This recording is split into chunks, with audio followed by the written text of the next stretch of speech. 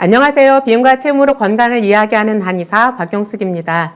제가 지난 시간에는 우리가 생활하면서 살이 빠지는 주요 5가지 이유에 대해서 말씀을 드렸었죠. 첫 번째는 만성적인 소화기능 장애, 이로 인해서 살이 빠질 수 있고요.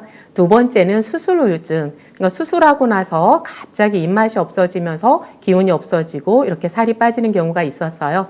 그리고 세 번째는 최근 2, 3년 사이에 많이 일어난 일이죠.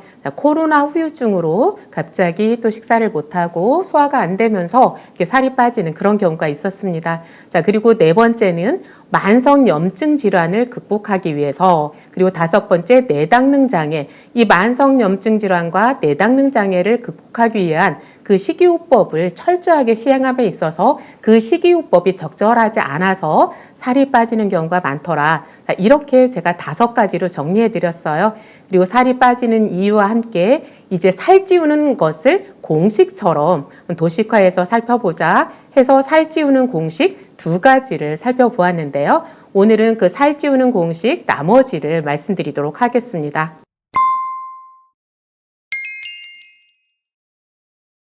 살찌우는 공식 첫 번째 뭐였죠?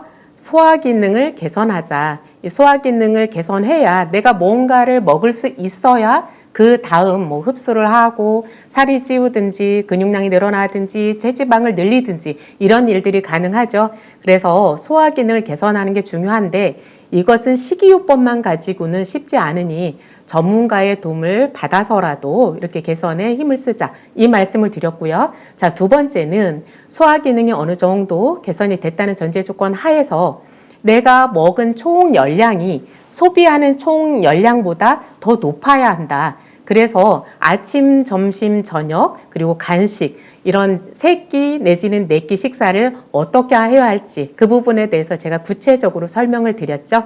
이렇게 총 열량의 법칙, 우리가 항상 내가 먹은 것보다 에너지 소비가 더 많으면 안 된다. 이것은 늘 주의를 해주셔야 되겠고요. 자, 오늘 3번째부터 4가지를 더 말씀을 드릴 건데, 자, 3번째는 현미채식의 굴레를 벗어나자. 이 부분에 대해서 제가 좀 더 자세히 말씀을 드릴게요. 현미채식 하면 우리가 건강식사요법으로 잘 알고 있잖아요.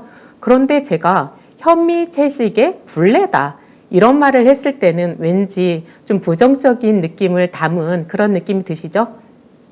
맞아요. 원래는 현미채식이라는 것이 이렇게 살이 찌고, 그러니까 살이 너무 많이 찌신 분들, 아니면 혈당이 너무 높은 분들, 그리고 몸에 만성적인 염증이 많은 분들, 이런 분들한테는 이 현미채식요법이 굉장히 좋은 식이요법일 수 있어요. 그런데 이것이 너무 마른 분, 그리고 근감소증이 있는 분들한테는 적절한 식이요법이 아닐 수 있다. 이런 말씀을 드리고 싶어서 그러는데요. 몇 가지 예를 들어볼게요. 어떤 분이 이제 만성적인 방광염으로 고생을 하던 분이 계셨어요. 자, 그런데 이제 어떻게 해서 소개를 통해서 현미채식 요법을 알게 되고, 현미채식 요법을 하면서 고지혈증도 좋아지고 그렇게 몇 년 동안 나지 않던 만성 방광염이 깨끗하게 좋아지기도 하고 이렇게 몸이 건강해진 거예요. 그런데 이게 염증이 좋아지고 그리고 콜레스테롤 수치가 정상화되고 여기까지는 좋았는데 이 식이요법을 계속 하다 보니까 어느 순간부터 소화가 잘 안 되기 시작을 하는 거예요. 그리고 체중이 점차 이렇게 줄어들어서 처음에는 몸이 굉장히 가벼웠는데 이제 체중이 일정 정도 이하로 떨어지니까 그때부터는 이제 몸이 기운이 없어지고 이렇게 활동하는 데 있어서, 그러니까 활력이 없다고 하죠. 이런 상태가 된 거예요. 그런데 문제는 내가 이렇게 살이 빠지고 기운이 없어짐에도 불구하고 그 식이 패턴에서 쉽게 벗어나지 못한다는 것, 이것이 더 큰 문제였는데요. 그러니까 우리가 어떤 사람을 굉장히 이렇게 좋아하고 나면 그 사람에 대해서 쉽게 잊어버리지 못하잖아요. 그러니까 첫사랑을 잘 잊지 못한다고 하듯이 이제 그런 현상이라고 할까요? 이 현미채식을 하면서 몸이 너무 가벼워졌던 그 좋은 기억 때문에 내가 지금 그 현미를 또는 채식 위주로 이 식사를 했을 때 소화를 잘 못 시키고 체중이 자꾸 빠지고 이렇게 몸이 힘들어짐에도 불구하고 그 식이 습관을 바꾸지를 못한다는 것, 이것이 굉장히 큰 문제라는 걸 제가 발견을 했어요. 자, 또 다른 경우를 예를 들어 볼게요. 이게 유행인 건지 최근에 오신 분들 중에서 아침마다 당근, 그다음에 양배추, 사과 이것을 갈아서 드신다고 하는 분들이 많으시더라고요. 그런데 문제는 이걸 드시고 그냥 계속해서 건강하셨으면 괜찮을 텐데 이런 방법을 쓰면서 한 달, 두 달이 지나니까 체중이 자꾸 빠지기 시작하고 어떤 분은 심하게 설사를 한다. 이제 이런 얘기들을 하시더라고요. 자, 현미채식 그리고 아침마다 이렇게 생즙 갈아서 드시는 것 이런 것들이 그러니까 절대적으로 나쁘다는 게 아니에요. 그런데 이게 어느 순간에 가서는 몸의 균형을 무너뜨릴 수 있다. 저는 이런 얘기를 하는 건데요. 예를 들어서 제가 당근이나 토마토 이런 것들은 그 토마토에 들어있는 라이코펜 아니면 당근에 들어있는 베타카로틴 이런 것들이 지용성이어서 이것을 지방산 즉 어떤 기름 종류랑 같이 드시지 않으면 소화 흡수가 힘들다 이런 말씀을 드렸었죠. 그런데 기름을 곁들이지도 않고 더군다나 이것을 익히지도 않고 생으로 갈았을 때는 이것이 오히려 소화 흡수가 안 되면서 위나 장에 무리를 주게 된 이제 그런 경우라고 할 수 있어요. 자, 그래서 이렇게 근육이 감소하고 마른 분들은 이 현미채식 위주로 또는 생채식 위주로 가서는 안 된다. 그러니까 채소를 드시더라도 저는 꼭 익혀서 드셔야 된다. 그리고 푹 무르게 익히는 것도 살짝 익히는 것이 아니라 푹 무를 정도로 1시간, 2시간 이렇게 오래 끓여서 드시는 것이 좋다. 제가 이런 말씀을 드렸었는데요. 자, 그렇다면 현미밥을 먹지 않으면서도 우리가 현미밥을 먹을 때처럼 영양을 충분히 섭취할 수 있으면 되겠죠? 자, 그래서 소화는 잘 되면서 영양을 충분히 섭취할 수 있는 그런 밥 짓기 제가 한번 설명드렸을 텐데 오늘 복습 삼아서 한 번 더 알려드릴게요. 자, 밥을 지을 때는 쌀의 선택이 가장 중요한데요. 소화가 안 되시는 분들은 무조건 백미에 가까워야 된다. 그래서 제가 배아미를 말씀을 드렸죠. 배아미라는 것은 백미하고 똑같이 9분도미, 11분도미 이렇게 충분히 조정을 한 건데 쌀눈이 살아있는 것 이걸 말한다고 했죠. 그래서 배아미 또는 배아미를 구하기가 쉽지 않으면 7분도미 정도로 선택을 하시면 되세요. 그래서 배아미나 7분도미를 선택을 하고 여기에다가 찹쌀을 합치고 그리고 청차조, 검은콩 충분히 불린 것 이렇게 섞어서 밥을 하면 된다. 그리고 그 밥물을 뭘로 하자고 했는지 기억하시죠? 자, 황태 육수로 밥을 하는 거예요. 정리할게요. 배아미 또는 7분도미 그리고 찹쌀, 청차조, 검은콩 충분히 불린 것 이것을 황태 육수로 밥을 하는 것 이렇게 하시면 현미밥을 드시는 것 이상으로 영양을 충분히 섭취할 수 있으세요. 그리고 채식 위주로서가 아니라 근육량을 늘리기 위해서는 절대적으로 단백질이 필요하다. 그래서 그 단백질도 일주일에 한 번 충분히 먹는 것 아니면 하루에 한 번 충분히 먹는 것 이게 아니라 하루에 적어도 4번 이상의 단백질 섭취해야 된다. 그런 말씀을 드렸죠. 그래서 단백질 섭취하는 방법은 지난 시간에 제가 말씀을 드렸으니까 생략을 할게요. 그래서 현미채식의 그 굴레에서 벗어나자. 그리고 생으로 그 주스를 갈아 먹는 그런 습관을 좀 버렸으면 좋겠고요. 주스를 갈아서 드시려면 그걸 충분히 익혀서 또는 올리브유라든지 이런 기름을 살짝 섞어서 이렇게 갈아서 드셨으면 좋겠고요. 자, 건강한 밥 짓기 그리고 그 채식 위주로 해서 벗어나서 단백질 하루에 4번, 5번 이렇게 드시는 것 이렇게 말씀을 드렸습니다. 자, 그래서 살찌우는 공식 3번째까지 진행을 했어요. 첫 번째는 소화 기능을 개선하자. 그리고 두 번째는 내가 사용하는 그 에너지보다 열량보다 내가 먹는 그 열량이 더 많아야 된다. 그리고 그것들을 성공적으로 가져가기 위해서는 세 번째 현미 채식 위주로서가 아니라 그 배아미라든지 아니면 7분도미로서 밥을 하는 것 그리고 단백질 섭취를 충분히 하는 것. 자, 이렇게 3가지 말씀을 드렸어요. 이제 이 다음부터는 좀 가볍게 넘어갈 수도 있을 텐데요. 살찌우기 공식 4번째는 슬기로운 운동생활이에요. 무슨 말 하려고 하는지 벌써 눈치채셨죠?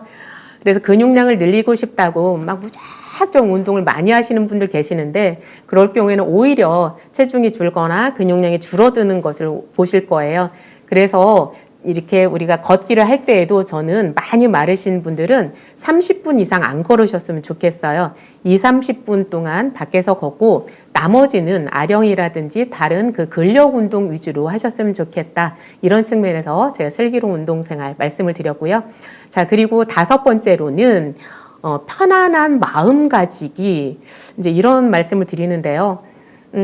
제가 많이 못 드시고 혈액량이 부족해지고 혈액순환이 안 되다 보면 가슴이 두근두근하고 불안해지고 잠을 잘 못 자고 이러는 경우가 굉장히 많으세요. 물론 이것을 조절해주는 어떤 약물이 있을 수도 있겠지만 약물에 자꾸 의존하지 마시고 이제 건강한 식이요법을 하고 있으니 나는 이제 건강해질 수 있다. 이제 이런 생각으로 편안한 마음을 가지려고 애를 쓰셨으면 좋겠는데요. 그런데 사실 이게 마음대로 잘 안 되잖아요. 자, 그럴 때 할 수 있는 방법 2가지 정리를 하면 첫 번째는 한숨쉬기예요. 한숨을 쉬면 막 복이 달아난다고 어른들이 굉장히 싫어하시기도 하고 그리고 어떤 분들은 그러더라고요. 복 달아날까 봐 내가 스스로 한숨을 자꾸 안 쉬려고 애를 쓴다. 이런 말씀을 하시던데 근데 한숨쉬기라는 게 우리 몸에 주는 유익함이 굉장히 커요. 그래서 내가 숨쉬기 힘들 때 가슴이 답답할 때 나도 모르게 한숨을 쉬잖아요. 근데 한숨을 쉰다는 건 이게 아니라 한숨을 쉬기 위해서는 숨을 깊게 들이마시게 되어 있잖아요. 그러니까 내 몸에 산소가 부족하고 이게 숨이 잘 안 쉬어질 때 나도 모르게 나를 살리기 위해서 그 숨을 깊게 들이마시기 위해서 한숨을 쉬는 거예요. 그래서 한숨이 나올 때는 한숨을 쉬는 게 맞아요. 그래서 한숨을 크게 들이마시고 이렇게 내뱉는 이런 그 행동을 통해서 이제 산소가 내 몸에 깊이까지 들어간다. 이렇게 생각을 하시면 되고요. 자, 이렇게 몸에서 필요해서 한숨을 쉴 수 있다. 첫 번째 말씀을 드렸고 또 하나는 그냥 의도적으로 한숨을 쉬는 거예요. 내가 숨이 잘 안 쉬어져서가 아니라 마음이 불편하고 불안하고 우울할 때 그리고 잠이 잘 안 올 때 이렇게 깊게 의도적으로 한숨을 쉬자는 건데요. 이때 쉬는 한숨은 이제 그냥 길게 4초 이상 8초까지 내쉬는 거예요. 이렇게. 그래서 길게 내쉬기 위해서는 깊게 들이마실 수밖에 없잖아요. 그런데 이것은 제가 스스로 터득한 게 아니라 그 일본의 어떤 분께서 이렇게 쓴 책을 보다 제가 발견을 한 건데요. 내가 숨을 깊게 들이마시고 그리고 크게 내쉬고 이런 행동을 통해서 이것이 우리의 뇌 척수액의 흐름을 바꿔놓을 수 있다는 거예요. 그러니까 이 뇌에서 이 척수액이 잘 움직인다는 것은 그만큼 뇌 신경의 어떤 신호 전달이 원활하게 일어나기 시작한다. 이런 것을 의미하는 거거든요.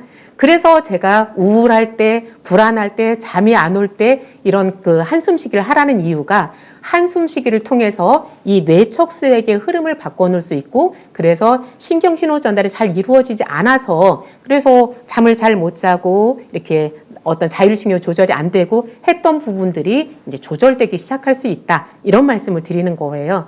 자, 한숨쉬기가 주는 유익함이 굉장히 크다는 거 오늘 새롭게 알게 되셨죠? 자, 그리고 이렇게 한숨을 쉬는데도 마음이 조절이 잘 안 되고 막 불안해요. 자, 그럴 때는 내 심장을 응시하는 그런 훈련을 하시면 되세요. 그래서 자, 심장이 어디 있죠? 그러면 대부분 여기에 있어요. 그러니까 중앙에서 약간 왼쪽 여기에 있어요. 이제 이렇게 대답을 하잖아요. 그런데 그게 아니라 내 배꼽 아래에 심장이 있다라고 생각을 하시고 눈을 잠깐만 감고 심장을 쳐다보는 거예요. 이것은 내 불안할 때뿐만이 아니라 스트레스가 너무 많이 이렇게 받아서 막 열이 뻗친다고 하잖아요. 그럴 때도 마찬가지예요. 눈을 살짝만 감고 그 내 배꼽 아래에 있는 심장을 잠깐만 쳐다보시는 거예요. 심장을 이렇게 응시하는 심장 응시법이라고 제가 이야기를 하는데요. 이렇게 하면 위로 막 치솟았던 기운이 아래로 내려가는 걸 느끼게 될 거예요. 그래서 이렇게 위로 치솟으니까 막 스트레스 받아서 막 이제 가슴이 막 심장이 빨라지고 두근거리고 또는 내가 불안감 때문에 빨라지고 두근거렸던 거 이런 것들이 이렇게 차분하게 가라앉게 되는 이런 것들을 경험하실 거예요. 자, 그래서 마음을 편안하게 가졌으면 좋겠다. 이것이 일종의 살찌우기 훈련이라는 거예요. 살찌우기 공식 마지막은 햇볕 쬐기를 즐기자입니다. 어떤 분은 그런 말씀을 하시더라고요. 집안에서 이렇게 창문을 다 열어놓고 이렇게 옷을 올려서 등을 드러낸 채로 30분 정도 햇볕을 쬐다 이런 말씀 하시더라고요. 얼마나 절박하면 그렇게까지 하시나 이제 이런 생각도 하게 되는데 집안에서 그렇게 하시는 것도 괜찮고요. 그런데 이왕이면 이렇게 밖에 나가서 이렇게 나무들이 좀 있고 공기도 좋은 데서 햇볕 쬐는 것도 괜찮잖아요. 그래서 우리가 막 긴팔 옷 입고 긴 바지 입고 이런 상태로 하면 그 햇볕이 주는 유익을 제대로 이제 누릴 수가 없거든요. 그래서 최대한 팔이나 다리 정도라도 이렇게 드러내놓고 그렇게 해서 햇볕을 쬐시면 햇볕을 쬐는 그 자체가 우리가 근저 개선을 쪼이는 거거든요. 그래서 근저 개선을 쪼이게 되면 이렇게 자율신경 조절이 잘 되고 그리고 혈액순환이 잘 되면서 근육이 편안해지고 이렇게 몸이 편안해지면서 잠도 잘 자게 된 그런 효과가 있어요. 그리고 다 아시다시피 이렇게 비타민 D가 잘 합성될 수 있도록 도와주는 그런 유익함도 있죠. 자, 이렇게 살찌우기 공식 제가 몇 가지 말씀을 드렸는데요. 다 총 정리를 해볼게요. 자, 소화 기능이 만성적으로 좋지 않을 때는 전문가의 도움을 받아서라도 소화 기능이 개선될 수 있도록 노력하자. 그리고 두 번째 법칙은 우리가 사용하는 그 열량보다는 섭취하는 열량, 먹는 열량이 더 많아야 된다. 철칙이죠. 자, 그리고 세 번째, 오늘 자세히 말씀드렸죠. 현미 채식 위주로의 식사는 옳지 않다. 그리고 생채 위주로 해서 그걸 주스 내는 것 이것도 적당하지 않다. 이런 말씀을 드렸고요. 그 다음에 네 번째는 운동생활을 하되 좀 슬기롭게 하셨으면 좋겠다. 그리고 그 다음은 우리가 평소에 편안한 마음을 가지는 것이 중요하다. 편안한 마음을 가지는 방법 중에 두 가지로서 한숨을 쉬는 것 그리고 심장을 배꼽 아래에 있다라고 생각을 하면서 심장을 응시하는 심장응시법 이렇게 말씀을 드렸고요. 그리고 햇볕 쬐기를 잘 날마다 일정 한 20분 이상 하셨으면 좋겠다. 이렇게 정리를 해드리겠습니다. 지금까지 생활습관이나 식이습관 중에서 살 찌우는데 걸림돌이 되었던 그런 습관은 없었는지 한번 살펴보시고 앞으로 좀 더 건강해질 수 있는 그런 방법들을 함께 찾아 나갔으면 좋겠습니다. 다음 시간에 또 뵙겠습니다. 고맙습니다.